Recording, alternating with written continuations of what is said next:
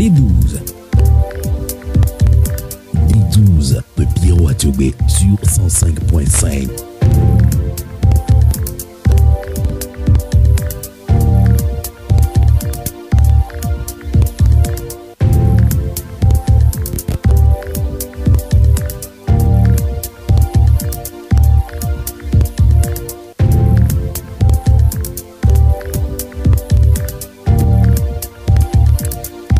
Bonjour, ou Mbotenayo en lingala, une langue du Congo. Cette semaine, tous les Africains ou presque sont devenus des Congolais.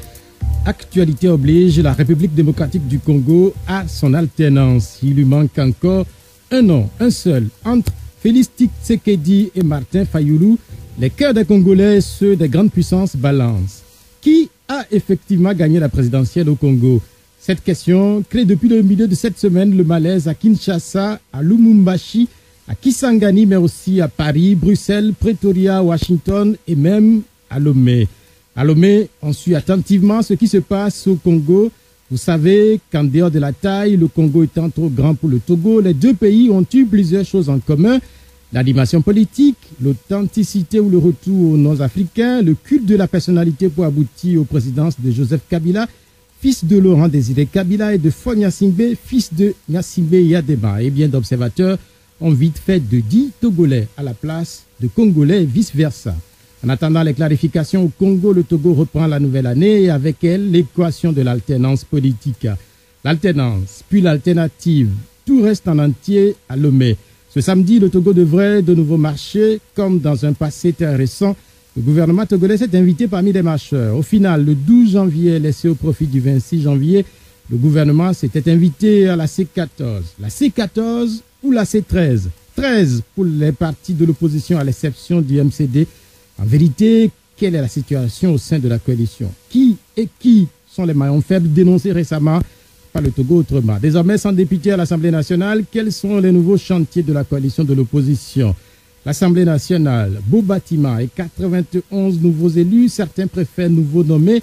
Et qu'est-ce qu'ils finiront par donner au peuple togolais? Vont-ils réussir là où d'autres ont échoué avant eux? Manifestement, les nouveaux députés sont contents. Ils sont contents d'avoir accompli ce qui relève du domaine du rêve. Secrètement, d'autres Togolais rêvent sans doute de la primature. Qui sera le prochain Premier ministre du Togo? Ou autrement, le Togo a-t-il toujours besoin d'un Premier ministre? On le sait. Le pays n'a pas besoin de trop de détenus puisque 454 prisonniers ont été gracieusement priés de sortir. C'est Faure Gnassingbé qui leur a ouvert les portes. Il a fait de même à Lomé 2 où il a accueilli le patron de la FIFA. Pendant ce temps, Yak Damhan lutte contre la criminalité. 205 arrestations, mais cela n'a pas empêché un nouveau braquage ce samedi à Lomé. Bilan, un mort tué par arme à feu. Yak Damhan semble ne pas avoir l'arc. Et puis, Sylvanus Olympio est mort un 13 janvier. Quel souvenir garde-t-on de l'homme? Il est mort, il y a déjà 56 ans. Les numéros de l'émission d'aujourd'hui, 96 50 34 37 70 43 01 70. C'est donc avec la coordinatrice de la coalition de l'opposition que nous allons lancer la nouvelle saison au D12 de Pyramide FM. L'émission est mise en onde par Romaric Freitas. Madame la coordinatrice, bonjour. Bonjour. Comment allez-vous? Je vais bien, merci. Et la fête, elle s'était bien passée? Oh là là. Oh là là, vous parlez d'une fête alors que vous connaissez très bien les préoccupations des Togolais et des Togolaises. Vous avez vous-même remarqué la morosité qu'il y avait en cette fin d'année. Mais si vous me le permettez, c'est la première fois que je passe sur vos antennes en 2019.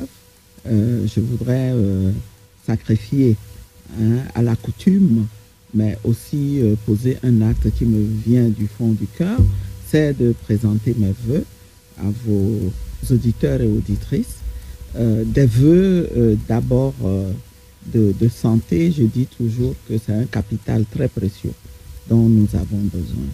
Ensuite, je souhaite que chacun de nous jouisse de la paix à laquelle nous aspirons tous aussi, et que nous soyons des hommes et des femmes épanouis qui puissent cette année encore, avec beaucoup d'engagement, se consacrer à la lutte pour l'alternance, qui va connaître une nouvelle phase cette année, et nous la voulons très intensive, très stratégique, une lutte qui nous permette d'engranger des avancées substantielles.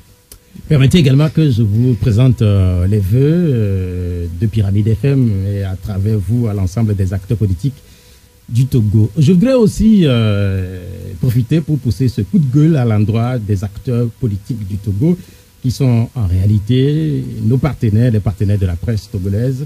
Sans presse, donc point de diffusion des idées des hommes politiques, mais avouons que dans notre pays, la presse est trop souvent peu considérée. Et comment peut-on comprendre que parfois les animateurs des émissions sont dans l'obligation de faire la cour aux acteurs à venir dans les émissions? Il est évident que aussi sans invité, il n'existe pas d'émission, mais je voudrais savoir si nous voulons vraiment faire de la démocratie au Togo. Sans trop vouloir rentrer dans les détails, je voudrais quand même lancer un appel à plus de réceptivité et à plus de considération à l'égard des acteurs de la presse. Madame, je ne sais pas si vous avez une réaction suite à ce coup de gueule. Je sais que vous n'êtes pas trop concerné par ce coup de gueule. Merci. Mais il y a un certain nombre d'acteurs. Merci de le préciser. Que nous devons rappeler à l'ordre. Merci de le préciser, mais ça m'offre l'occasion de reconnaître encore une fois le rôle important que vous jouez dans notre pays et dans cette lutte que nous menons pour des lendemains meilleurs au Togo. Et je présente, je porte les mêmes souhaits, les mêmes aspirations que vous, avoir une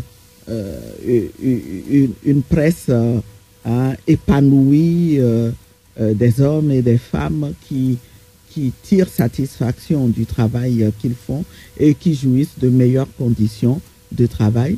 Je souhaite que, tout comme vous l'avez dit, que les acteurs politiques de tous bords, et vous savez très bien que ça ne s'applique pas vraiment à nous, de la classe politique de l'opposition, nous reconnaissons votre place, le rôle essentiel que vous jouez, et à chaque fois que vous nous sollicitez, nous sommes prêts à répondre. Mais je souhaiterais qu'une partie de la classe politique, notamment celle qui est au pouvoir, comprenne mieux le rôle de la presse et qu'elle soit plus disposée à participer surtout au débat public que nous souhaitons de tous nos voeux. L'interpellation au-delà du pouvoir va également à l'opposition, puisque certains acteurs de l'opposition également ont du mal à répondre aux invitations. En réalité, ce qui se passe, c'est qu'il est difficile de comprendre qu'on ne puisse pas répondre, ne serait-ce qu'à un SMS, ne serait-ce qu'à un appel au téléphone. Dans d'autres pays, c'est les acteurs politiques qui courent derrière les journalistes. Ici, on semble totalement négliger les journalistes. Des fois, je ne voudrais pas parler de mépris, mais en fait, ça a l'air. Je pense que c'est une fausse impression, s'agissant de nous. Nous ne pouvons pas nous permettre de mépriser les hommes et les femmes des médias que vous êtes. Nous allons parler de la situation politique au Togo dans un instant, mais vous savez très bien que le pays qui fait l'actualité au-delà du Togo, c'est la République démocratique du Congo, où un opposant est en train d'accéder à la présidence de la République. N'est-ce pas un grand événement, madame? Je pense qu'il est difficile de parler de ce qui se passe actuellement en RDC. Oui, vous avez raison de dire que c'est un grand événement. C'est un événement que tous les Togolais ont suivi et continuent de suivre. Un événement qui certainement nous permet de tirer des enseignements. Un événement qui appelle beaucoup de commentaires. Et le premier enseignement que je voudrais que nous puissions en tirer en tant qu'acteurs de la lutte pour l'alternance au Togo. Tout à l'heure, vous avez fait une analyse comparative de la situation dans les deux pays et vous avez eu raison de relever qu'il y a beaucoup de similitudes. Et moi, j'ajouterais que une des leçons à en tirer, c'est que sur la base de ces similitudes-là, nous avons la conviction maintenant que ceux qui sont au sommet du pouvoir mutualisent énormément les ressources et mutualisent les stratégies qu'ils utilisent pour se maintenir au pouvoir, puisque ils ont le même problème, c'est se maintenir au pouvoir. Et donc, nous, acteurs en lutte, nous devons nous aussi faire en sorte que nous puissions être rapprochés, que nous puissions nous aussi être plus solidaires entre nous. Et ce qui est positif dans ce qui se passe en RDC et qui doit nous donner, qui nous donne de l'énergie pour aller de l'avant, c'est que il est possible que les choses changent.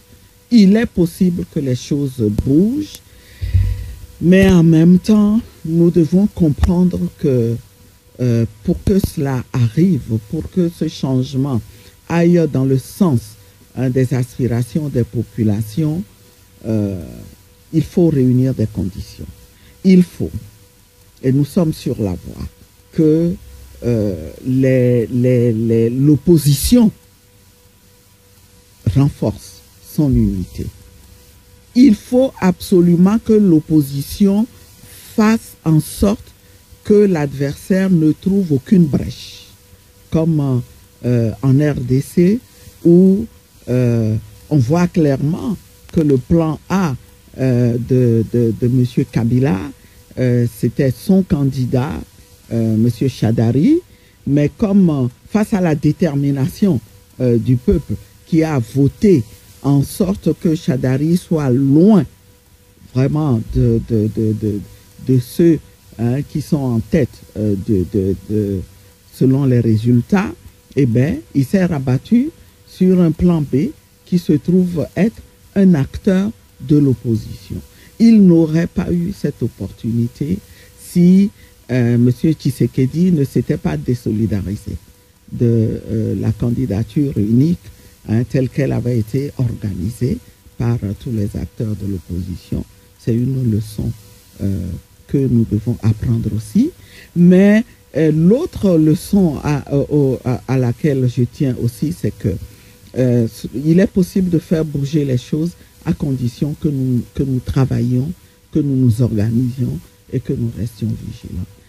Nous organiser pour que les conditions du scrutin soient les plus transparentes possibles, mais nous organiser aussi pour contrôler le scrutin.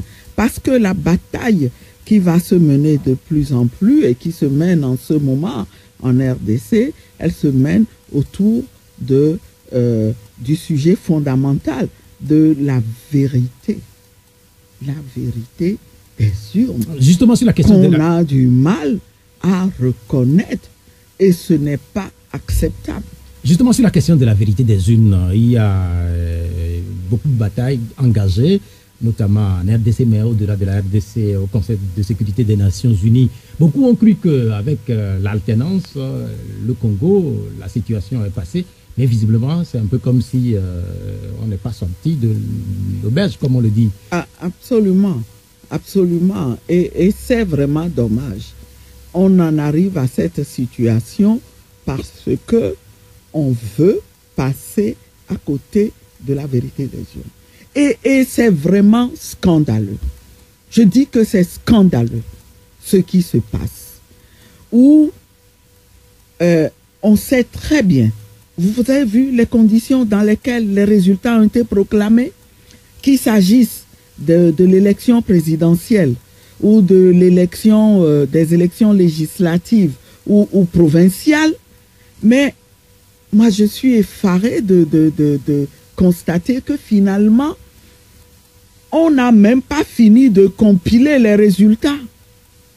On spécule, on joue sur la base des résultats, de résultats provisoires que l'on veut faire passer pour des résultats définitifs. On ignore même complètement une partie importante des bulletins et on n'a pas dépouillé des bulletins déposés dans les urnes par les Congolais. Vous semblez épouser alors la position des puissances internationales. Écoutez, moi, ce débat-là, je ne veux pas qu'on fasse d'amalgame. Je ne veux pas d'amalgame. Ce que je dis, ce qui est important dans cet événement que nous vivons, c'est que en démocratie, les élections comptent beaucoup. Les élections constituent une opportunité pour les citoyens de choisir leurs dirigeants. Et tout est basé sur la crédibilité de ces élections. Et pour que ces élections soient crédibles, il y a le principe que les résultats proclamés doivent refléter ce qui est exprimé dans les urnes. Comme vous direz quelqu'un. Et aujourd'hui, il faut se battre, quel que soit le côté où on se trouve, que ce soit les puissances auxquelles on peut avoir des choses à reprocher, ou que ce soit d'autres acteurs, nous tous, nous devrions nous battre pour la vérité des urnes. Justement, et je ne me rangerai. Je vous comprends, madame, mais justement, la position de la France qui dit que les résultats ne sont pas conformes, cette position qui est confortée quelque part par d'autres grandes puissances qui hésitent même à adresser des félicitations au président déclaré élu. Est-ce que cela ne crée finalement pas un malaise? Puisque je vous rappelle qu'on a organisé des élections, des soi-disant élections ici le 20 décembre. On n'a pas entendu de félicitations de ces puissances, hein, je vous le rappelle aussi. C'est des élections législatives. C'est des élections législatives. Ah ben oui, dans la pratique, dont l'enjeu était important. Oui, dans la pratique, les lettres de félicitations sont envoyées au président quand il s'agit d'une élection présidentielle. Pour les législatives, dans la pratique, très souvent, il n'y a pas de lettre de félicitations. Non, attendez, mais on se prononce. On se prononce quand même sur les élections. Oui, et dans la foulée, les puissances qui ont délégué à la CEDEAO, la communauté internationale qui a délégué à la CEDEAO le pouvoir de régler la crise togolaise, devrait pouvoir dire quelque chose après la CEDEAO. Vous avez entendu? Je n'ai pas entendu, mais en fait, est-ce que quelque part, il n'y a pas un malaise quand ceux qui d'habitude sont des oppositions africaines ont des positions semblables, similaires aux positions des puissances qui sont très souvent décriées? Est-ce qu'il n'y a pas un malaise? Il n'y a pas de malaise tant que ces positions sont basées sur des principes. Et je l'ai dit tantôt, ce qui est en cause, c'est un des fondamentaux de la démocratie.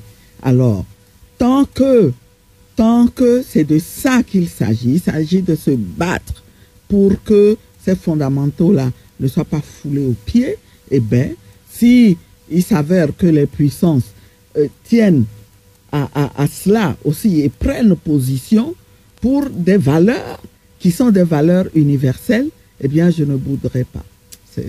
À vous écouter, mieux que l'alternance, vous voulez la vérité des urnes. En fait, pour cette vérité... La vérité des urnes qui a un lien avec l'alternance, c'est elle qui va permettre aux citoyens qui ont des aspirations profondes à changer de dirigeant. C'est ça qui va leur permettre. Mais dans le cas spécifique du Congo, même s'il n'y a pas la vérité des urnes, on a quand même l'alternance, puisque le premier, c'est un opposant. Oui, mais c'est ok, on peut le dire, mais quelle alternance et quelles implications quand vous allez avoir désormais un chef d'État qui sera suspendu, qui n'aura aucune base parce que il sera obligé de collaborer avec une autre majorité, une majorité qui est ailleurs, hein, et que vous avez à la base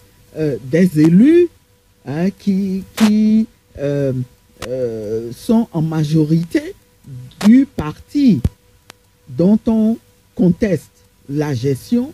Quand même, moi, je pense qu'il n'y a qu'en Afrique que que ce genre de scandale ont encore lieu aujourd'hui. La question et c'est ridicule. La question... C'est ridicule s'il ne s'agissait pas de la vie de millions, de dizaines de millions d'hommes et de femmes. La situation du Congo est en discussion au Conseil de sécurité des Nations Unies. C'est quand même quelque chose d'assez rare pour être souligné. Est-ce que vous êtes surpris que autant de grandes puissances s'intéressent à ce qui vient de se passer ou se passe au Congo? Non, vous voulez m'amener à dire qu'il y a beaucoup d'intérêt en jeu au Congo. Je suis d'accord, il y a beaucoup d'intérêt. C'est un pays extrêmement riche qui est convoité par beaucoup de puissances. Mais je suis vraiment désolé de ce que le Conseil de sécurité soit divisé, parce que en réalité, le changement, l'alternance n'est pas forcément incompatible avec la préservation des intérêts réciproques des peuples et des nations. Il y a des mécanismes de coopération qui existent pour que ces intérêts-là soient assurés et que tous les peuples sortent gagnant-gagnant. Le problème, c'est qu'on ne veut pas en user. Et c'est vraiment dommage. Mais je pense que ce qui se passe aussi, c'est que le pouvoir sortant fait chanter énormément les acteurs au niveau international. Et en l'occurrence, il s'agit d'un chantage à la stabilité politique. Ça me rappelle aussi un peu notre situation. Et on comprend un peu plus pourquoi la CEDEAO en est arrivée à adopter cette position bizarre que tous les Togolais... Nous parlerons du Togo et sans doute de la CEDEAO dans un instant. Mais madame, au final, pour passer vers le Togo, est-ce qu'il faudrait recompter les bulletins au Congo? Il faut recompter. Ou refaire une nouvelle élection? Bien sûr qu'il faut recompter. Il faut recompter, refaire une nouvelle élection.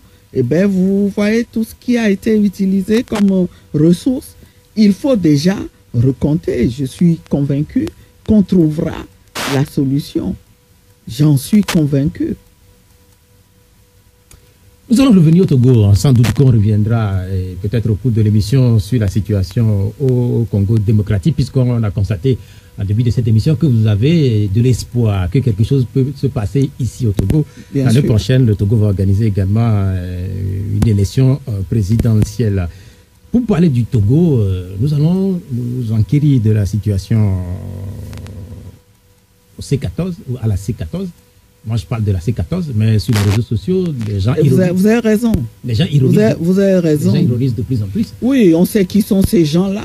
On sait que c'est le régime, c'est des gens qui sont recrutés par le régime en place pour tout faire pour décrédibiliser, déstabiliser la C14. Mais tout ça est peine perdue, parce que aujourd'hui nous sommes déterminés. Ce qu'il faut retenir, c'est qu'il y a un groupe d'acteurs politiques de l'opposition qui ont compris qu'on n'est jamais fort que lorsque on est ensemble. Et n'en déplaise à ceux qui voudraient nous voir divisés, nous irons de plus en plus vers un renforcement de cette coalition-là. Nous allons la structurer, la doter d'outils qui lui permettront d'être plus efficaces et de poursuivre le combat. Donc, toutes les ironies qu'on entend ici et là, et ça ne vous décourage pas, puisque pas du tout. On entend souvent parler pas de la du C13, tout. de la C12. C'est de l'eau qui glisse sur le dos d'un canard. On entend donc une refondation au niveau de l'opposition, notamment, y compris la C14 ou la C13, je ne sais pas, qui sans doute va se fondre dans un grand ensemble. Mais est-ce que c'est pas du déjà vu au Togo? Nous avons appelé à un mouvement citoyen. Et ce mouvement citoyen on peut le voir. On peut le voir de diverses manières. Il n'implique pas nécessairement une fusion de la C14 dans un ensemble plus grand. Vous continuez pas à parler de la C14? Oui, je continue de parler de la C14. Il y a des consultations qui sont en cours, on l'a dit. Vous verrez que très rapidement, on pourra annoncer la forme que ce mouvement citoyen-là va prendre. Mais ce qui est sûr, la coalition des partis politiques qui mènent le combat, elle restera. Et comme je l'ai dit, elle sera renforcée pour être plus efficace. Attendons-nous quelque peu sur quelque chose qui fait également partie de la vie de la C14, c'est la situation spécifique du MCD, de Maître Tchassona Traoré. Est-ce qu'avec lui, c'est fini ou pas? Ben, écoutez, vous devriez poser la question à Maître Tchassona Traoré. Pour nous, à la C14, nous ne voulons pas nous laisser divertir. Nous ne voulons pas perdre notre temps à régler des problèmes de dissension artificielle, hein, et alors que nous avons des tâches essentielles à conduire pour arriver à l'alternance au Togo. Donc c'est un débat qui pour nous n'a aucun intérêt. Il ne nous intéresse même pas. On a également lu un message émanant de Fulbert Atisso, le Togo Thomas. Et il semble parler de réorientation stratégique. Je ne sais pas si vous l'avez lu ou pas. Bien sûr que nous l'avons lu. Le collègue Fulbert Atisso aurait pu faire ses propositions lors de nos réunions, mais c'est vrai qu'il bouge beaucoup. Il bouge beaucoup en ce moment même. Selon les informations que nous avons, il n'est pas au pays, mais là aussi, ce qu'il faut faire, c'est prendre ce qu'il y a à prendre de cette réflexion-là et continuer le travail, mais nous organiser de telle sorte que à l'avenir, que ces réflexions-là puissent être faites d'abord dans le cadre de la C14. Il y a des auditeurs qui nous écoutent de par le monde et qui semblent ne pas très bien recevoir la voix de madame. Je vais donc prier madame de parler de me rapprocher davantage du micro. Ok, parfait. Parfait. Nous allons, puisque vous allez faire de la réorientation ou bien vous allez revoir tout ce qui se passe au niveau de la coalition et au-delà de la coalition, des associations et personnalités qui sont dans cette lutte à vos côtés. Mais faisons un peu de bilan, puisqu'on a constaté que le Togo s'est réveillé un peu plus au niveau de l'opposition entre 2017, août 2017 et jusqu'en décembre 2018. Faisons un petit bilan. Oui. Oui, en fait, quel est le petit bilan qu'on peut faire, puisque le peuple, à un moment donné, s'est posé des questions sur les revendications. Est-ce qu'il y a eu des acquis ou pas? Mais écoutez, ce qui est sûr, c'est que nous sommes toujours en bonne voie, en bonne position pour que les acquis, pour que les aspirations des Togolais puissent être prises en compte. Et l'alternance que les Togolais veulent et qui passe par les réformes, nous sommes en mesure de dire que nous l'aurons au plus tard en 2020. Nous l'aurons au plus tard en 2020 et il y a des indicateurs, il y a des acquis qui sont des acquis d'étape. Aujourd'hui, nous avons des acteurs politiques qui sont déterminés, qui sont restés ensemble malgré toutes les manœuvres qui ont été déployées pour les diviser, au point où l'adversaire qui s'est fixé cet objectif-là n'arrive même pas à s'expliquer. Hein, cette cohésion, il faut la renforcer, je l'ai dit. Nous avons aujourd'hui, parce que nous sommes restés soudés, nous avons pu constater que le peuple lui-même est resté déterminé pour soutenir les actions de la C14 en laquelle il se reconnaît. Et ceux qui demandent à en voir les preuves n'ont qu'à se référer à ce qui s'est passé le 20 décembre dernier.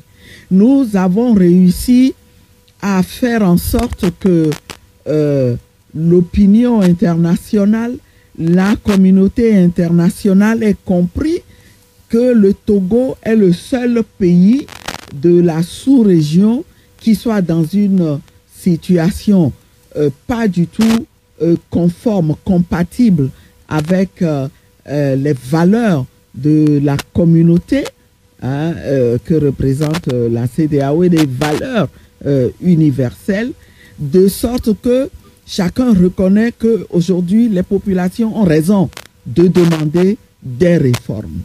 Et tout cela, ce sont des acquis. Et je dirais que pour finir, vers la fin de l'année, eh bien, le régime a mis en place un plan qui en réalité était un traquenard qui l'aurait amené à organiser des élections législatives entièrement contrôlées par lui, auxquelles nous aurions participé et qui lui aurait permis à travers des élections aux apparences de crédibilité, de faire croire qu'il a encore une assise et que les Togolais ne veulent pas le changement.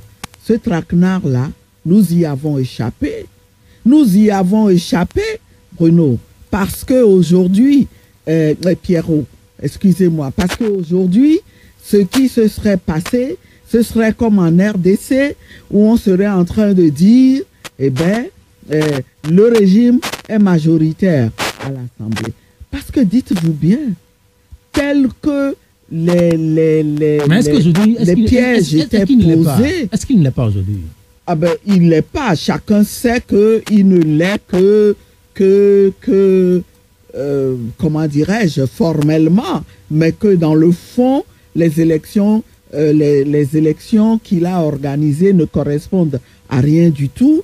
Chacun sait que moins de 10% des Togolais en réalité ont participé à ces élections et que de surcroît, ces élections n'ont été que l'occasion de négociations, exactement comme ça se passe aujourd'hui en RDC, où on organise des élections tout en ne se préoccupant pas du tout de ce que les électeurs vont exprimer, mais en les prenant comme prétexte pour négocier et nommer des gens.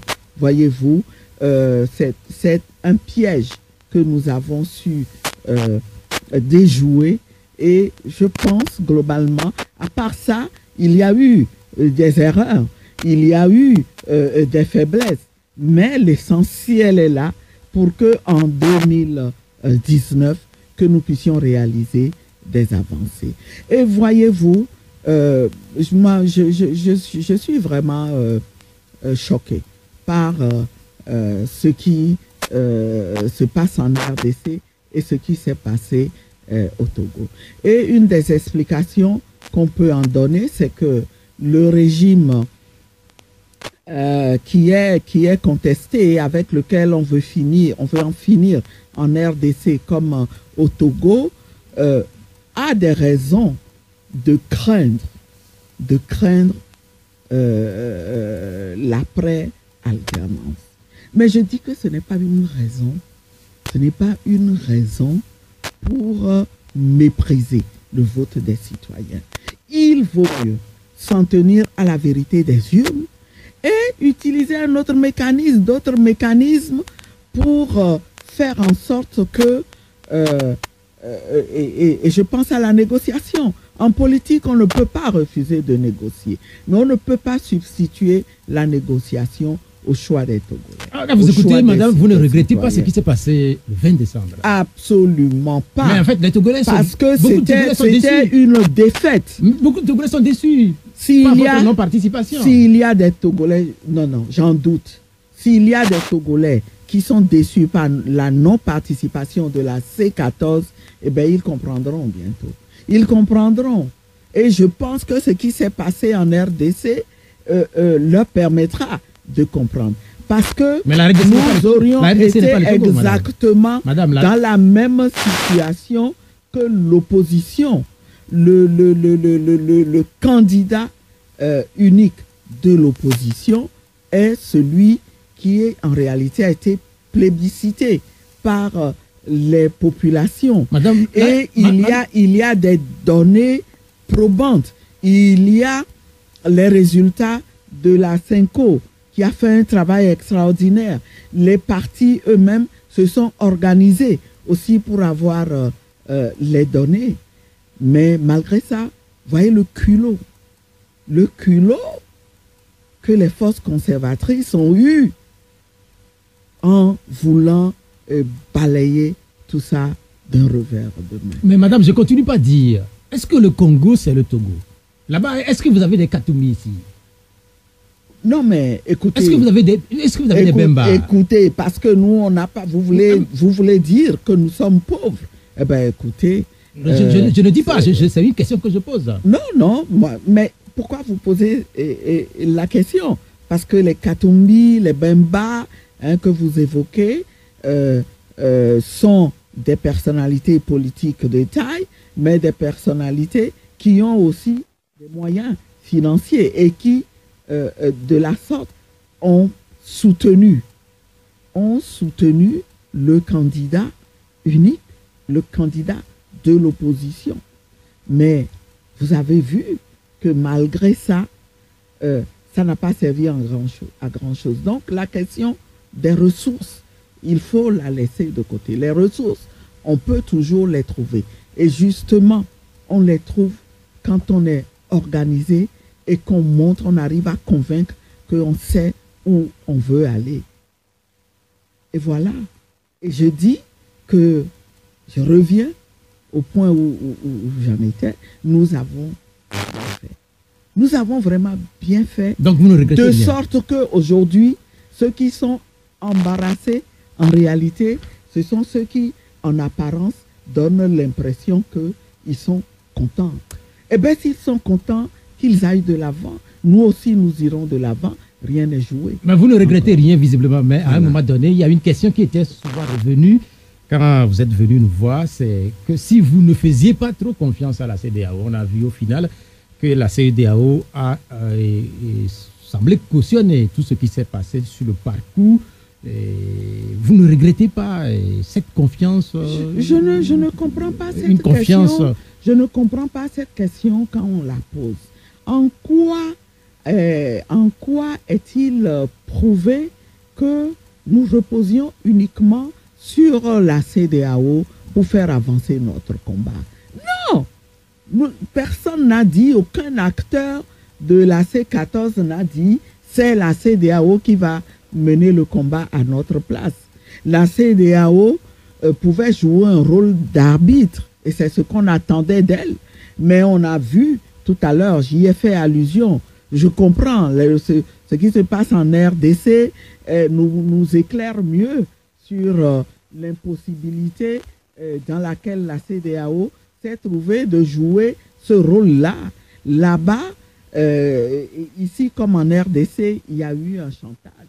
Mais nous, en tant qu'acteurs politiques, je ne vois pas comment nous pourrions refuser le dialogue qui nous est proposé.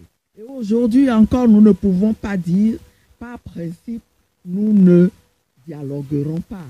Mais nous pouvons faire le constat que ce régime a davantage besoin de pression. Quand on parle de dialogue, notamment aujourd'hui, ce qui peut se faire, c'est à l'Assemblée nationale. Est-ce que vous n'êtes pas exclu? Mais quel dialogue y a-t-il eu à l'Assemblée nationale quand l'opposition représentée au sein de la C14 y était. Quel dialogue? Mais c'est une illusion.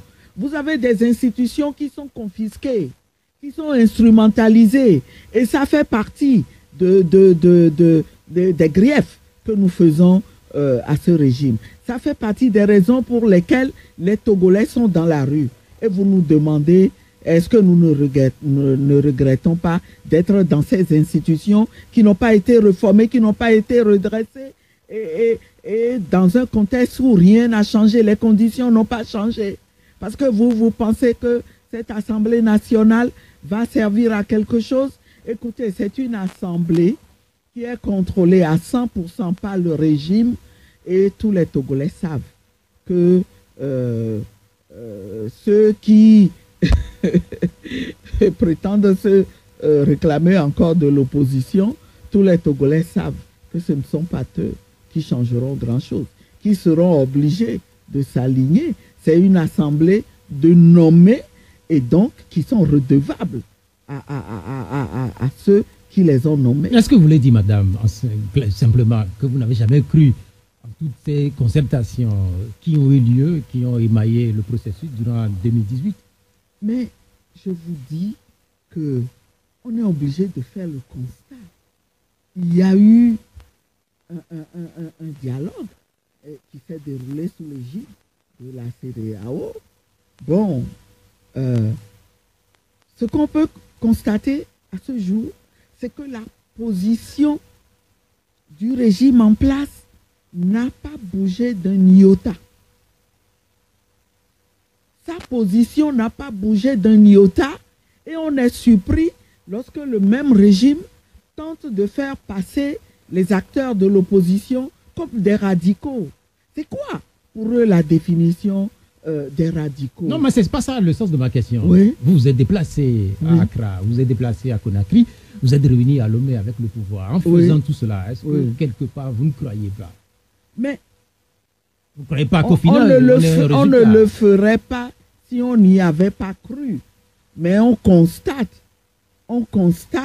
que ça n'a donné aucun résultat. On constate que le régime excédé a eu recours à ce dialogue, croyant pouvoir gagner du temps. Mais ce n'est qu'une fuite en avant. Aujourd'hui, nous avons fait le constat que ce dialogue n'a pas pu régler les problèmes. Ce n'est pas pour autant que la lutte va s'arrêter. La lutte va reprendre de plus belle. Et donc, ça ne sert à rien. Il vaut mieux faire face à la réalité. Il vaut mieux comprendre que dans l'intérêt du pays, dans l'intérêt de tout le monde, eh bien, on doit considérer les aspirations des Togolais.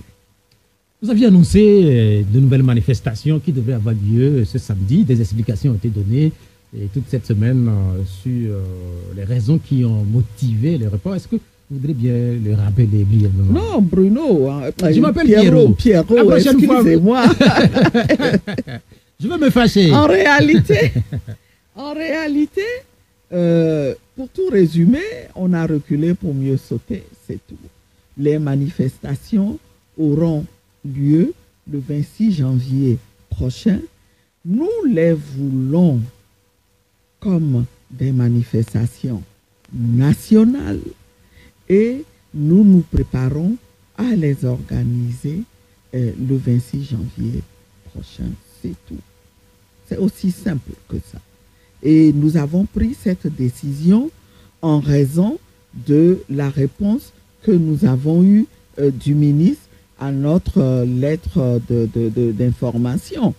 Le ministre qui s'est cru autorisé à interdire les manifestations à l'intérieur du pays, tout simplement parce que nous n'avons pas précisé toutes les villes dans lesquelles ces manifestations vont avoir lieu. Est-ce qu'ils veulent dire que tous les Togolais ne peuvent pas exercer à la fois leur droit de manifester? Cette manifestation est censée donner l'opportunité aux Togolais qui se sont exprimés d'une certaine manière le 20 décembre dernier de confirmer le rejet massif qu'ils ont exprimer vis-à-vis de ce régime. Et nous irons vers ça. C'est pour ça que nous avons reculé pour mieux sauter. Dans cette émission, on dit on prend les mêmes et on recommence. Il y a un an, on était presque dans les mêmes situations où vous prévoyez manifester, où le pouvoir s'invitait dans la définition des itinéraires ou pas. Est-ce que quelque part, on n'a pas fait du supla? Sauf qu'au niveau de l'Assemblée nationale, les députés qui étaient là et qui se retrouvaient au niveau de la C14 n'y sont plus, mais que finalement, le Togo n'a pas vraiment bougé. On n'a pas fait du surplace. On n'est pas encore arrivé à nos fins. On n'a pas encore obtenu l'alternance, mais on est en position. Il y a eu des résultats d'étapes qui nous permettent d'être optimistes tout en ne parlant pas d'un optimisme béat. J'ai souhaité tout à l'heure des vœux d'engagement pour une lutte qui va être très intensive en 2019. Et nous y parviendrons. Bien, merci madame. Nous allons permettre aux auditeurs de participer à l'émission. Je rappelle que nous en avons également qui sont très nombreux à nous suivre sur notre page Facebook. Pour ceux-là, je les inviterai à poser leurs questions et à préciser l'endroit d'où ils nous suivent. Pour les auditeurs qui sont branchés du côté de Lomé et des villes environnantes, je rappelle les numéros 96 50 34 37 et puis 70 43 09 70. Madame, et prenez ce casque s'il vous plaît. Nous avons un premier auditeur qui est déjà en ligne. Et allô, bonjour. Oui, allô, bonjour. Allô. Bonjour. Bonjour. Oui, on vous appelle comment? Oui, c'est Pélé. Oui, Pélé, vous nous appelez d'où? Votre question? Oui, votre question. Bonjour, madame. Bonjour Pélé, comment allez-vous? Oh, très bien. Très Toujours bien. fidèle au poste. Ouais. On va y arriver. Ouais. La patrie ou la mort. C'est ça. Bon, moi, je voudrais dire que ce Parlement, déjà, c'est pour vous dire que ce Parlement a un nom. Hein. Le nom de ce Parlement, c'est quand quelqu'un laisse quelqu'un prendre. Donc, il ne faut pas être inquiet pour ça. Je voulais dire que la C14 est une entité. La C14 n'est pas là pour dire que c'est la C14 qui a échoué. Le peuple est là. C'est le peuple qui a dit la C14. Ça peut devenir 13, 12, ou n'importe quoi là. Nous sommes prêts à convaincre ce régime jusqu'au bout. Maintenant, ce que je voulais demander à madame, vous venez de lancer la marche qui n'a pas eu lieu, qui sera être le 26. Est-ce que la marche, quel est son objectif? Est-ce que c'est pour demander de refaire les élections ou bien c'est pour demander de faire de retour à la Constitution de 92 ou bien c'est pour demander les réformes parce que le RPT a déjà les 77 sièges pour faire les réformes. Donc, ou bien c'est pour préparer les prochaines élections en perspective. Merci. Bien, merci, cher ami Pélé, pour votre question.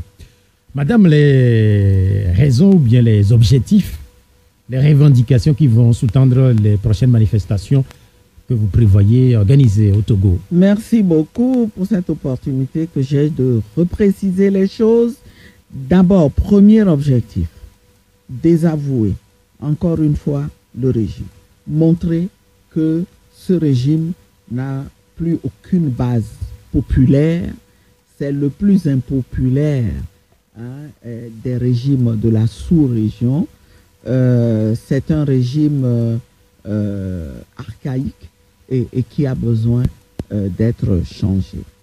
Deuxièmement, nous avons des revendications fondamentales et les revendications n'ont jamais été les élections. Donc, nous ne perdons pas de vue ces revendications. Nous sommes levés pour les réformes. Nous continuons de réclamer ces réformes-là. Effectivement, on peut penser que le régime va faire les réformes, peut-être pour montrer que, comme il a l'habitude de le dire, de vouloir le faire croire aux acteurs de la communauté internationale que c'est l'opposition parlementaire qui ne veut pas de réforme. Eh bien, aujourd'hui, il a une assemblée qu'il contrôle à 100%. Et il faut qu'il fasse les réformes. Mais quelles réformes? Il y a réforme et réforme. Donc, nous restons vigilants. Les réformes que nous voulons, nous y tenons encore. Mais au-delà des réformes, ce que nous visons, nous cherchons ces réformes pour aller à l'alternance. Et il s'est fait que sur le chemin, depuis que nous avons repris la lutte dans cette dernière phase depuis 2017, il y a beaucoup d'entre nous qui ont été arrêtés de manière arbitraire. Nous ne les oublions pas. Nous continuons de demander qu'on puisse les libérer et nous ne comprenons pas. Nous ne comprenons pas que le chef de l'État ait exercé son droit de grâce et que aucun de ces détenus n'en ait bénéficié. Cela pose vraiment problème. Bien, merci madame. Nous allons vous poser la question de Donald Sossou qui nous regarde depuis la France. Est-ce que les marches seules peuvent contraindre le pouvoir à faire les réformes constitutionnelles? Il n'y a pas que les marches seules, bien sûr. Je voudrais rassurer notre compatriote tout en rappelant tout de même que c'est une arme redoutable. Une arme redoutable à la disposition des citoyens. La preuve, c'est que lorsque nous avons commencé à les utiliser, le régime a dû aller chercher de l'aide à l'étranger pour gagner du temps. Mais il a raison de se demander si c'est uniquement la manifestation ou ce sont les manifestations qui vont nous permettre d'atteindre nos objectifs. La réponse est non. Oui, une autre question de Abassa Elom. Madame, comment est-ce que vous vous sentez en tant qu'acteur politique après la rentrée parlementaire de la nouvelle législature? Eh bien, je constate que on joue avec le pays. Et comme un auditeur l'a dit tantôt, il faisait allusion à un certain nombre d'interviews qui ont été accordées par des membres de cette assemblée. Et cela nous a amené à nous poser des questions sur le niveau du débat, le niveau de ces hommes et de ces femmes, le niveau auquel on veut ramener le débat quand on en arrive à dire quelqu'un laisse, quelqu'un prend.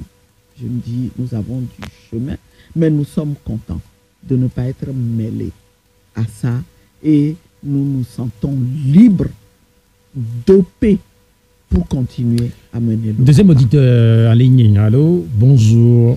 Allô, bonjour. Comment vous appelez comment? Bozambo, depuis une façon. Oui, votre question. Okay.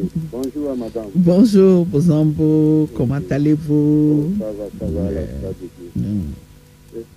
J'aimerais vous dire que nous ne faut pas fâcher contre nous les peuples. Pourquoi nous avons été aller pour prendre la carte? Parce que nous n'avons pas la carte d'identité. Les opérations de téléphone, donc tous les Togolais, majorité, plus de 80% n'ont pas la carte d'identité pour aller faire ces réformes, pour aller faire des stages à la cellulaire et nous. Donc c'est un pas où NFI et les gens sont des recensements là. Donc il ne faut pas fâcher contre nous. Comme vous avez fait quelque chose maintenant, la C14, vous avez en train de fermer, faire d'autres choses maintenant, il faut ouvrir les portes de tout le monde, de rentrer, vérifier ce qui peut lutter contre la démocratie au Togo pour l'alternance. Il faut ouvrir la porte et tout le monde rentre. Même pas les portes, hein. Il faut ouvrir les portes. Tout le monde rentre dedans. Il ne faut pas aller chez quelqu'un pour les... Il faut faire un état généraux de comment la personne des politiciens au Togo pour voir comment on va prendre le PNR pour avoir... Vous n'avez pas de question. Ma question, pourquoi les Togo, la CPA nous a dit dans ce pays que plus de 95% n'ont pas recensé sur la carte d'identité. Et nous avons besoin des réformes avant d'aller aux élections. Qu'est-ce que la CDA nous a dit jusqu'à aller faire des élections et ils ont apprécié ces élections-là? Merci. Bien, merci. Je ne sais pas si vous avez une réaction. Ben, écoutez, je retiens que mon compatriote a toujours du mal à comprendre, comme beaucoup d'autres, comment la CEDEAO en est arrivée à d'abord accepter le processus unilatéral, le processus électoral unilatéral qui a été mené, et comment elle en est arrivée à accepter ces élections et à demander que le régime... Nous avons d'autres questions à vous poser, madame. La question de Maxwell Edem Afizi. Il nous suit depuis Accra à madame Brigitte Adjamagbo. La fameuse feuille de route ne va-t-elle pas au-delà du 20 décembre? En fait, c'est la première question de notre ami qui nous suit du côté du Ghana. Une réaction? En réalité, pour être... si la CEDEAO devait être cohérente, eh bien, oui, il a raison de se poser la question. On se demande aujourd'hui qu'est-ce qu'elle va faire de sa feuille de route. C'est d'abord sa feuille de route, parce que ce que nous avons demandé va au-delà de ce contenu à minima qu'on a mis en place. Mais nous, étant donné que nous savons ce que nous voulons, eh bien, nous reprenons la lutte sur la base de ce que nous voulons, et puis on verra. Que la deuxième partie de la question de notre ami qui nous suit depuis Accra, le mandat des deux facilitateurs est-il effectivement fini? Si oui, ne doit-il pas présenter un rapport final?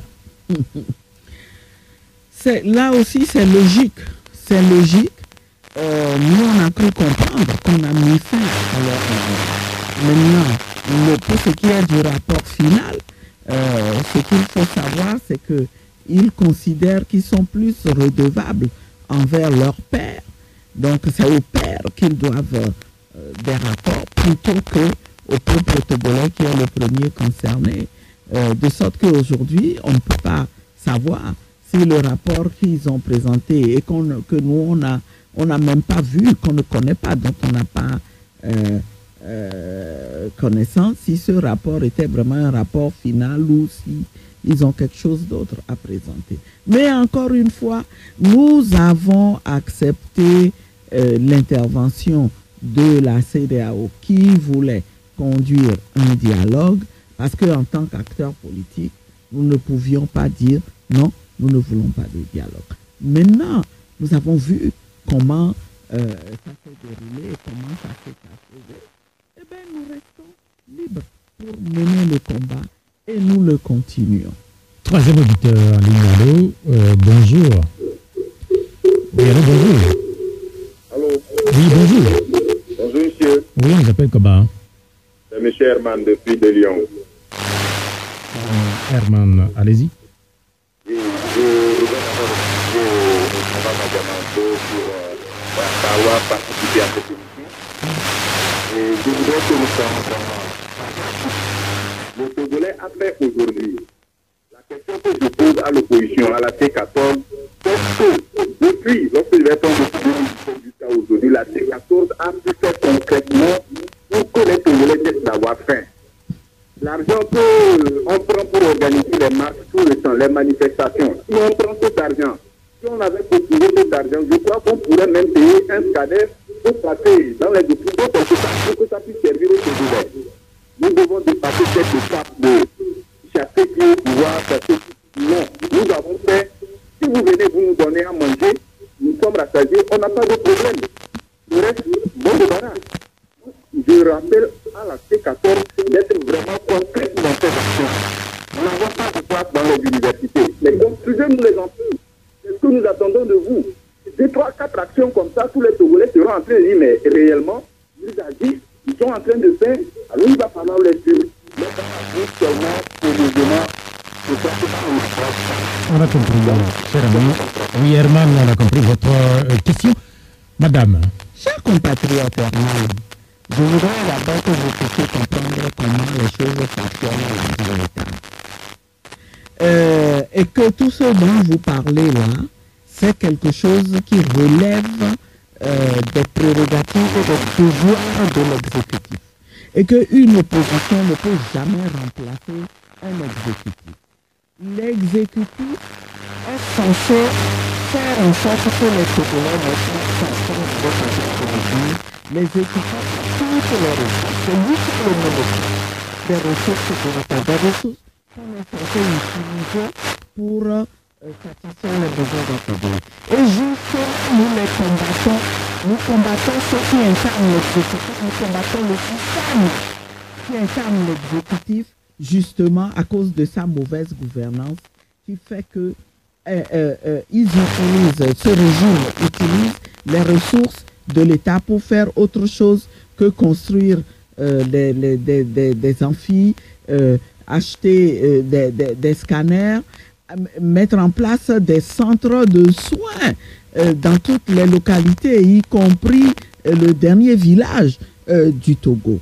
Et nous sommes obligés de mener ce combat parce que ce combat politique hypothèque tout le reste. Vous comprenez? C'est un préalable qu'il faut faire sauter pour créer les conditions pour que tous les Togolais puissent avoir accès à ce que vous êtes en train de dire. Et refuser de faire ce combat-là et de collecter des fonds pour, si vous voulez, parer aux carences de l'exécutif. Il y a tellement à faire que ces fonds, ça va profiter à combien de Togolais sur les plus de 7 millions que nous avons. Donc, chers compatriotes, Herman, retournez vous informer pour voir comment un État devrait fonctionner et vous comprendrez que nous ne pouvons pas faire ce que vous êtes en train de nous suggérer. Merci beaucoup. Mais si vous voulez qu'on se rencontre pour poursuivre le débat hors micro, je suis prête aussi. Bien, merci. Un autre auditeur, allô? Oui, bonjour. Oui, c'est M. Kodjo, Togo Pita. Oui, Kodjo, votre question. Oui, je voudrais saluer madame et lui demander qu'après l'élection du 20 décembre, il y a les acteurs qui se sont passés sur les médias, notamment professeur Magloire Kokobi. Il a dit quelque chose que je ne comprends pas. Il avait dit que, bon, ceux qui ont boycotté l'élection, que si le pouvoir veut organiser les élections locales et autres là, ils ne seront pas éligibles. Je voudrais que madame nous éclaire sur cette question. Et aussi, je voudrais rappeler à madame que chaque fois qu'elle passait sur NANEFM, je lui posais la question de savoir si on n'arrivait pas à empêcher l'élection du 20 et que l'élection se passe. Quel CENI va être composé pour les élections à venir? Merci beaucoup. Bien, merci pour la question. Pour les deux questions. Merci beaucoup. Merci pour ces deux questions-là. Et je voudrais dire, en ce qui concerne la première, que je ne comprends pas le raisonnement auquel on nous demande de répondre, parce que nous n'avons pas participé aux élections législatives, donc nous ne sommes plus à même de participer aux élections locales et présidentielles de 2020 annoncées, mais ce n'est pas possible. Politiquement, la force politique que nous représentons, avec le soutien des populations, ne peut pas être exclu des élections. Le sens de la question, madame, est-ce que quelque part, puisque vous ne vous êtes pas fait inscrit, vous n'avez pas de carte d'électeur, est-ce que pour des prochaines élections locales, est-ce qu'il y a eu révision des listes électorales? On peut dire que la question du recensement, la question du fichier électoral est résolue de manière définitive? Non, le fichier électoral, au minimum, je dis au minimum, doit être révisé. Mais il faudra faire en sorte que nous puissions arriver à un fichier électoral qui soit consensuel et qui soit transparent. Quand le combat, nous le continuons, mais ça fait partie des objectifs d'étape.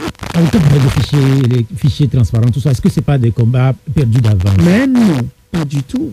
Mais on l'a vu pour le 20 décembre, madame. On a vu pour le 20 décembre. Ce n'est pas pour ça que c'est réglé définitivement. À vous comprendre, vous êtes prêt, madame, à participer à des élections locales qui visiblement peuvent être organisées en mars, avril ou mai prochain. Oui. Est-ce que vous êtes prêt? Mais il faut que les conditions soient réunies. Nous sommes prêts à nous battre pour que les conditions soient réunies et pour que nous puissions... C'est quoi les conditions? Mais les conditions, eh bien, et parmi ces conditions-là, c'est l'un des points qui a été soulevé. La question du fichier électoral. Vous n'allez pas dire, vous excluez la grande majorité des Togolais parce qu'ils ne se sont pas inscrits pour une cause juste. Ils ne se sont pas inscrits. Moi, je voudrais exhorter, explorer une façon de l'élite pour prendre des positions de ce genre. Je n'ai pas écouté M. Kokou Villa pour savoir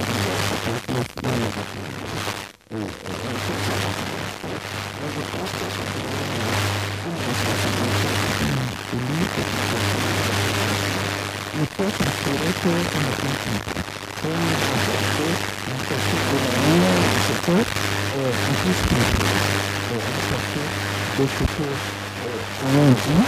je constate que sur la base de ce qu'il a dit, nous allons donc être exclus des élections à venir. La deuxième partie de la question de l'auditeur, cette partie aussi, elle est très intéressante. La question de la CENI aussi est intéressante. Et nous sommes battus pour avoir une CENI paritaire. Il y a une décision qui a été prise de composer une nouvelle CENI paritaire et les membres de la CENI sont élus pour un an. Dans un mandat d'un an, nous avons obtenu que 8 représentants qui figurent, et bien ces représentants ont été nommés, ils sont là pour eux. Dans tous les cas, nous ne serons pas exclus de la CENI, nous aurons notre place dans ce salon. Et tout ça fait partie des combats que nous devons mener pour créer les conditions de transparence pour aller aux élections. Nous sommes au D12 de Pyramide. Et nous tirerons leçon de l'expérience que nous avons déjà. Bien, merci madame. Je rappelle aux auditeurs que nous sommes au D12 de Pyramide FM avec comme invité Brigitte Adjamabo Johnson, la coordinatrice de la coalition de l'opposition C14. Un autre auditeur est en ligne. Allô? Oui, bonjour. Bonjour. Oui, monsieur Maglo, comment allez-vous? Ça va très bien. Parlez un peu plus fort, s'il vous plaît, monsieur Maglo. Ça va très bien. Je crois que ça va maintenant. Oui, allez-y. Maintenant, Jamabo, bonjour. Monsieur Maglo, bonjour. Bonjour, monsieur Maglo. N'est-ce pas, le peuple togolais derrière vous, nous sommes toujours avec vous. J'admire beaucoup votre courage. Ce que je voudrais dire, parlant de ceux-là qu'on a nommés, je voudrais parler des députés. Il y en a qui sont parachutés de part et d'autre. Je prends par exemple l'exemple de l'ex-Mino, où on a parachuté un certain Jerry Tama. Et à Gari, c'est M. Abbas Kaboua. Et je n'ai rien contre ce système si au moins c'était dans leur pièce. Et c'était attirant. Je voulais poser la question à Mme Adama. Je signale, qu'est-ce que ça vous dit? Quelle explication donner à cela? Qu'on parachute député, quelqu'un disant député, qu'on l'envoie dans un milieu qui n'est pas le sien. Oui, monsieur Maglo. Monsieur Maglo. Oui. Mais comment est-ce que vous définissez le fief? Le fief, ça veut dire que pour être député dans ce milieu, vous êtes bien connu dans ce milieu, même si vous n'êtes pas originaire de ce milieu. Mais qui... vous avez une influence dans ce milieu. Mais est-ce que vous savez... Allô? Est-ce que vous êtes sûr que ceux que vous nommez là, est-ce qu'ils ne sont pas influents dans ces milieux? Mais pour définir son influence dans ce milieu, il y a des facteurs. Premier facteur, il faut... On en a retenu l'essentiel de ce que veut dire notre ami Maglo. On l'a perdu, madame. Non, je voudrais remercier M. Maglo qui nous donne le courage qu'il faut pour aller de l'avant, mais lui dire que tout ça ne m'étonne pas. Tout ça ne m'étonne pas. Et je voudrais ajouter à ces constats qu'il a fait qu'il y a des gens qui ont été élus sans avoir fait campagne, sans même avoir mis pied, élus entre guillemets, sans même avoir mis pied dans les préfectures où ces gens-là prétendent avoir été élus. Mais tout cela montre que ce qui a été organisé le 20 décembre ne correspond à rien du tout, et que cela devra être refait d'une manière ou d'une autre. Il faut que nous retrouvions très rapidement, le plus rapidement possible, une assemblée qui soit vraiment représentative, qui soit vraiment l'émanation des populations togolaises. L'Assemblée nationale vient d'être élue, elle a fait ses premiers pas il y a juste quelques jours, mais vous demandez déjà ce que une nouvelle assemblée soit mise en place. Comment est-ce que c'est pas utopique, madame? Non, ce n'est pas de l'utopie. Notre combat désormais aussi sera de faire en sorte que le plus rapidement possible on puisse mettre fin au mandat de cette assemblée. Pourquoi vous le trouvez utopique? C'est une question, c'est un constat que j'ai fait. Mais non, ça n'a rien d'utopique, parce que ce que veut la majorité des Togolais ne peut pas être considéré comme utopique. Bien. Et je suis sûr que c'est ce que les Togolais pensent. J'ai pris acte, tous ceux qui sont restés chez eux le 20 décembre, eh bien, c'est ce qu'ils pensent. Je peux le dire. Un autre auditeur. Allô?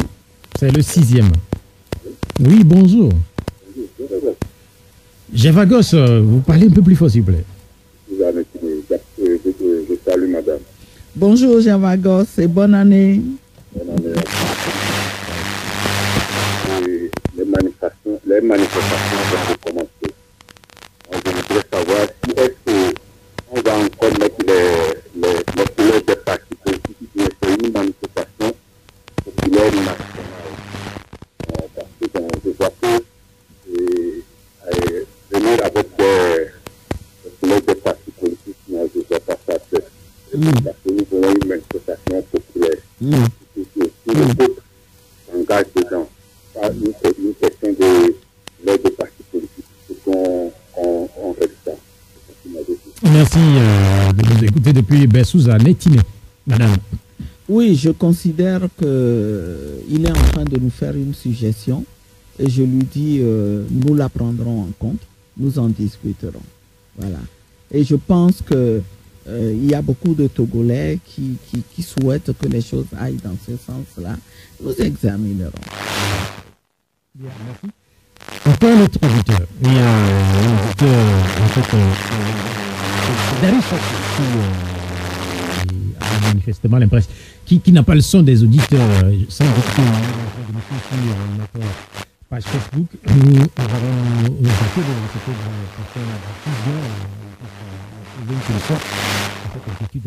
un autre auditeur. Bonjour. Oui, c'est Pélé qui revient. Oui, Pélé, si vous voudrez bien laisser la place à notre auditeur, ça serait pas bien. C'est tout juste pour demander quelque chose à madame. Oui, allez-y rapidement. Est-ce que c'est la continuité de l'accord du sport?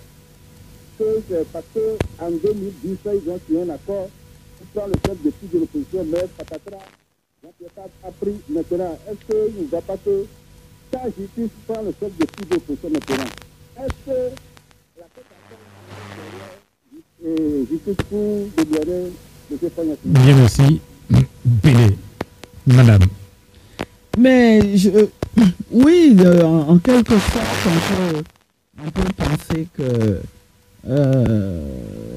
Monsieur Gilles qui n'a pas eu l'opportunité de jouer le rôle de chef de file de l'opposition qui aurait été un corollaire de cet accord, on peut penser qu'aujourd'hui, il retrouve en quelque sorte cette position-là.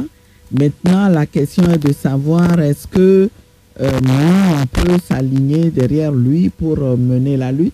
Nous, on ne peut pas, dans la mesure, on ne fera qu'avec ceux qui posent des actes concrets, qui montrent qu'ils veulent vraiment aller vers l'alternance, au plus tard en 2020, comme on le dit. Donc, il y a peu de chances, telles que les choses vont là, il y a peu de chances que le parti de M. Jécris Olympio aille dans ce sens-là. On les écoute, ils expliquent leur vision sur les médias, mais cette vision n'est pas celle des Togolais. Voilà. Donc nous ne pouvons pas. Nous ne comptons même pas. Nous faisons un peu de fiction, madame. Demain, Jécris Olympio, on ne sait pas si il continuera pas à être le leader de l'Union des forces de changement, puisqu'entre-temps, il avait annoncé sa retraite politique. Si d'aventure, il revenait sur sa décision, qu'il reprenait les rênes de l'Union des forces de changement, qui faisait appel aux forces démocratiques, notamment les partis de la coalition, à se retrouver, et quelle sera votre réaction? Mais il ne s'agit pas de se retrouver pour se retrouver. Nous nous sommes retrouvés autour d'une plateforme. Une plateforme qui répond aux aspirations des Togolais. Mais si lui ne se retrouve pas dans cette plateforme-là, et qu'au contraire, il se sent plus à l'aise avec le régime que les Togolais combattent, comment voulez-vous que nous puissions répondre? Est-ce que la facilitation même de la CEDEAO est terminée? Mais ce qui est sûr, en dehors de cette facilitation-là, on ne peut pas continuer cette lutte sans avoir des contacts, sans déployer une diplomatie. Mais vous comprenez que je ne puisse vous dire ici au micro, nous rencontrons telle personne, telle autre personne, telle autre personne. Dans certains milieux, la question qui est posée également liée à la C14, à sa diplomatie, à sa vision pour le Togo, c'est la question de l'alternative. Il semble que plusieurs puissances accèdent à la question de l'alternance au Togo, mais que la vraie question, c'est celle de l'alternative. Qui incarne l'alternative à la C14? Il semble que c'est ça. Est-ce que c'est vrai ou pas? Non, je pense que c'est une injure. Une injure que d'être tenté de penser qu'il n'y a pas d'alternative, comme les gens du régime essayent de le faire croire. Mais je suis tenté de dire aussi que c'est de bonne guerre. Ce que je veux dire, c'est que l'alternative existe. Il existe bel et bien des alternatives à ce régime. Et nous sommes en train de nous organiser. Et qu'on nous dise, il faut montrer cette alternative-là, la personne qui incarne l'alternative pour inspirer davantage confiance aux gens, je suis d'accord. Et ça fait partie du travail que nous allons faire. J'ai dit tout à l'heure qu'il faut du travail et ça fait partie. Quand vous parlez de travail, on sait que nous sommes en train d'entrer dans une année qui précède l'élection présidentielle de 2020. Au niveau de la C14, il y a, par exemple, quand on peut imaginer l'alternative, il y a Tipi Akadam, il y a vous, Madame Brigitte Adjamago-Johnson, il y a Jean-Pierre Fabre, mais sur la question, Jean-Pierre Fabre, il a été déjà candidat à une élection présidentielle, il n'a pas gagné. Vous-même, vous avez été à une élection présidentielle. Tipi Akadam, il reste lui, sauf que lui, il est à l'extérieur du pays. Comment est-ce que vous comptez éventuellement aborder une candidature en 2020? Une vision aussi étriquée de l'alternative. Et permettez-nous aussi de nous faire ce travail-là aussi, en tout cas pas en direct sur les médias. Voilà. Bien, merci, j'ai compris, madame. Vous êtes libre de ne pas répondre, de dire non à ma question. Ce que je peux assurer, c'est que je tiens à assurer les auditeurs, ça fait partie du travail que nous avons prévu de faire, que nous avons commencé. Nous allons insérer un dernier auditeur. Allô? Allô? Oui, bonjour. C'est monsieur? Monsieur Komi de Zanguera. Oui, Komi de Zanguera. Votre question rapidement. D'accord. Je voudrais donc interpeller madame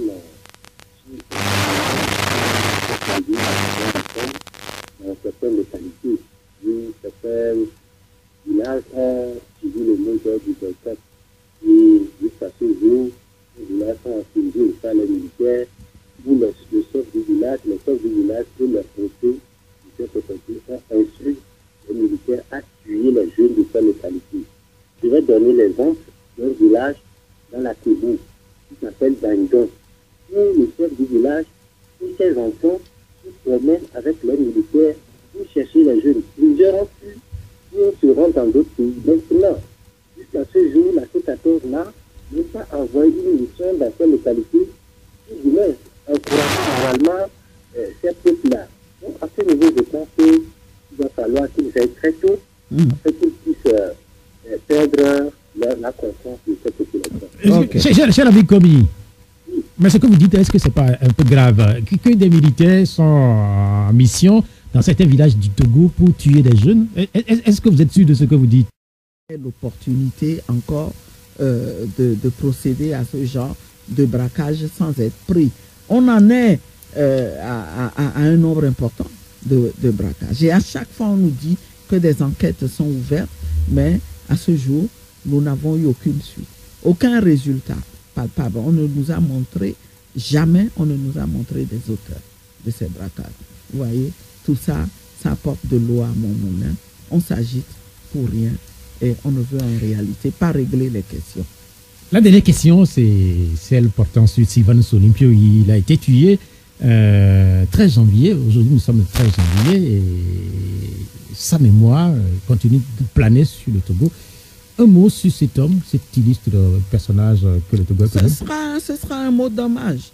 Un hommage que je voudrais rendre à l'illustre disparu. D'aucuns diront il n'était pas exempt de tout reproche, mais c'est quelqu'un qui demeure un symbole, un modèle du point de vue de son amour pour la patrie, mais aussi de la vision qu'il avait et pour laquelle on ne lui a malheureusement pas laissé du temps. Hein, et pour nous, il demeurera toujours une référence, un modèle dont nous continuerons à nous inspirer. Merci beaucoup. Parmi les références, il y a aussi cette célèbre phrase sentinelle, que dis-tu, la nuit est longue mais le jour vient. Cette émission, absolument. Elle s'achève ainsi. Merci d'être venue, Brigitte Adjamago Johnson. Je rappelle que vous êtes la coordinatrice de la C14, Romaric Freitas. Merci d'être resté à la technique. L'émission sera diffusée tout à l'heure à partir de 19h. Je suis Pierrot Atiobé. À dimanche prochain. Au revoir. Merci Pierrot.